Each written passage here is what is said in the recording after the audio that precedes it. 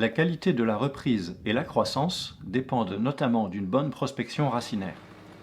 Même avec un bon matériel de plantation, certains sols nécessitent d'abord d'être préparés avant la plantation. Ce tutoriel présente d'une part le sous-solage, utilisé essentiellement sur d'anciennes terres agricoles pour décompacter le sol ou briser la semelle de labour, d'autre part la plantation en potais, utilisée plutôt dans les autres situations. Ces opérations doivent toujours être pratiquées sur sol sec.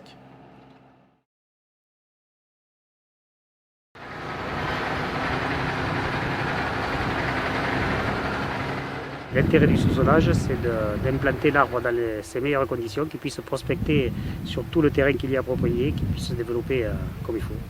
Le sous-solage aide énormément à faire pousser les racines. Il compacte la terre suffisamment large, on va dire, sur un périmètre assez large, où les racines peuvent aller prospecter plus facilement. On peut le faire sur tout type de sol, notamment sur les argiles, c'est encore plus bénéfique je pense, puisqu'on va éclater plus le sol et on va avoir plus de terrain ameubli. Et bien, sur ce terrain, on peut mettre la sous-soleuse, parce que déjà c'est une terre agricole de base, et d'avoir une profondeur assez importante, entre 80 cm et 1 mètre, 1 mètre 10 en fonction de la couche du sol, de la station. Le sous-solage n'est pas forcément très utilisé dans le Grand Est. On l'utilise beaucoup dans les BTA, donc les boisements de terre agricole, quand on a besoin de décompacter le sol qui a été tassé par le machinisme agricole, ou alors sur des sols très lourds, avec des argiles qu'on a aussi besoin de décompacter. C'est l'une des solutions la plus adaptée sur ces types de sols ou sur ces types de boisements. Mais la période idéale, c'est celle de septembre à novembre, on va dire, où le terrain sera encore sec. Ce qu'ils à ne pas faire, ce serait de travailler les sols trop mouillés qui n'apporteraient rien, bien au contraire, qui pénaliseraient le futur arbre mis en place.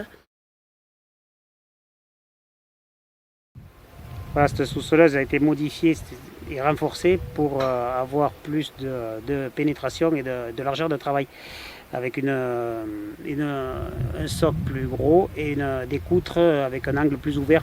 Cet outil n'est peut-être pas adapté forcément à la technique de replantation sur ancien peuplement. Difficulté de sous-solage due au racinage et tout ça. Certaines sous-soleuses, comme celle-ci, peuvent être utilisées en reboisement.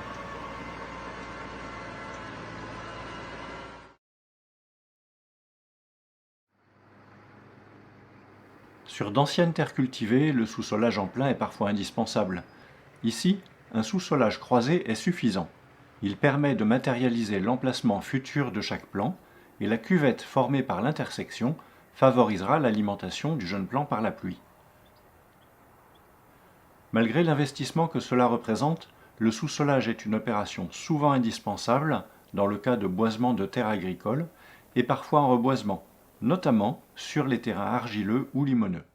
En effet, un sol ameubli facilitera grandement la prospection racinaire avec des conséquences vraiment très positives sur la reprise des plants puis sur leur croissance.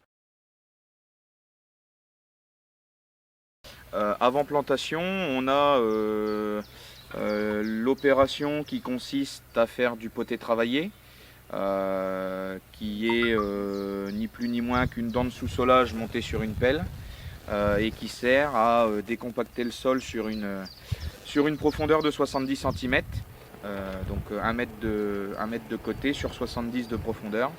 Et donc ça permet de décompacter le sol. On a aussi une meilleure implantation du plançon avec un développement des racines qui se fait plus facilement. On a aussi un effet d'entretien mécanique, c'est-à-dire que le poté travaillé sert aussi d'entretien mécanique pour limiter les concurrences, pour imiter la concurrence de la végétation lors de la reprise. On conseille souvent de réaliser l'opération de poté un mois ou 2 mois avant la plantation, ce qui permet au poté, à la terre, de se remodeler, de se rendre un peu plus friable, et on aura une meilleure perforation au niveau de l'opération de plantation avec la tarière.